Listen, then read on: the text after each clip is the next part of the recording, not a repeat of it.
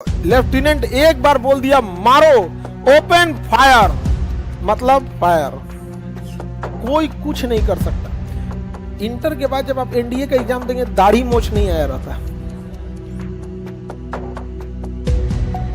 जब आप एनडीए से जाते हैं ना, नेशनल डिफेंस एकेडमी एनडीए, तो आपको पुणे भेजा जाता है ट्रेनिंग के लिए। खड़गवासला में, पुणे में एक जगह है खड़गवासला, आपको वहां जाके 3 साल की क्या करनी पड़ती है, ट्रेनिंग लेनी है। उसके बाद फिर आपको वहां से उठा के भेजा जाता है स्पेशलाइज्ड ट्रेनिंग के लिए Indian military academy Dehradun. Dehradun और टोटल 4 साल की जब ट्रेनिंग कंप्लीट हो जाती है, तब बनते हैं आप लेफ्टिनेंट। क्या बनते हैं? लेफ्टिनेंट। और आपको एक कंपनी कमांड करने के लिए दे दिया जाता है। 90 पर्सनल और 30 सपोर्ट में, यानी 120 लोगों की जवान की एक कंपनी आपको कमांड करने के लिए दी जा जाती है। और वो 120 लोग किसी भी एरिया को घेरने के लिए एनफ है। लेफ्टिनेंट एक बार बोल दिया मारो, ओपन फायर, मतलब फायर, कोई कुछ नहीं कर सकता। इंटर के बाद जब आप एनडीए का एग्जाम देंगे, दाढ़ी मोछ नहीं आया रहता। और उस समय आदमी जाता है एनडीए में, और इतना कम एज में आपको इतना बड़ा पावर मिल जाता है जिसका कोई हद नहीं। एनडीए वाले लोग मैथ पे ज्यादा ध्यान देना, मैथ, गणित, मैथ इंग्लिश। एनडीए मतलब मैथ इंग्लिश, गड़बड़ाया मतलब एनडीए गड़बड़ा गया है आपका। मैथ इंग्लिश दोनों चाहिए होगा तब एनडीए होगा।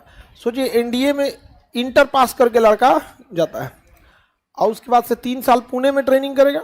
पुणे में जब ट्रेनिंग करता है, हाफ पैंट पहन के होता है, हाफ पैंट वहाँ 3 तरह का होता है। ग्रेजुएशन आपको पुणे से ही होगा। आर्ट्स लीजिएगा तो नॉन टेकी, बीएससी कीजिएगा तो टेकी, और अगर कंप्यूटर साइंस लीजिएगा तो सुपर टेकी।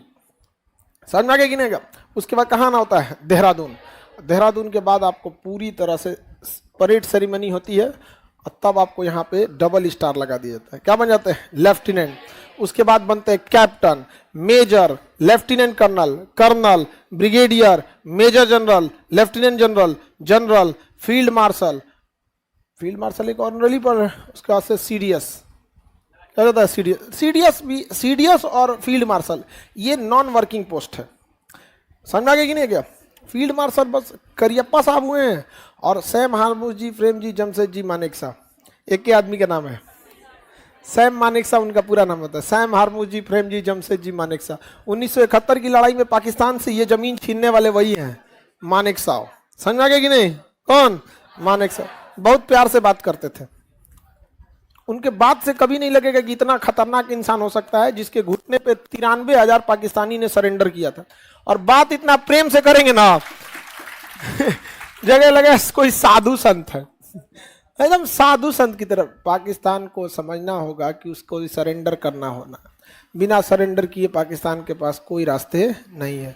पाकिस्तान का युद्ध लड़ेंगे, इतने युद्ध लड़ेंगे, 1 महीना में चारों ओर से नेवी, एयरफोर्स, आर्मी सब फंस गई। लास्ट वार्निंग दिए थे मानेकशा साहब ने, you are surrounded by Indian army, you have to surrender at any cost. Surrender करना पड़ा। तो वहां के जो पाकिस्तानी सेना के प्रमुख थे, बंदूक निकाले और जमीन पे बंदूक रखे, स्टार निकाले और बेल्ट उतारे। यही है सरेंडर का तरीका। जब फौजी सरेंडर करते हैं ना, तो हथियार, बेल्ट, स्टार, टोपी हटा दिया जाता है। और उसके बाद मानेकशा के साथ सरेंडर करके साइन किए थे। वो फोटो आज भी सेना के मुख्यालय में लगी हुई है, और इनको कश्मीर चाहिए।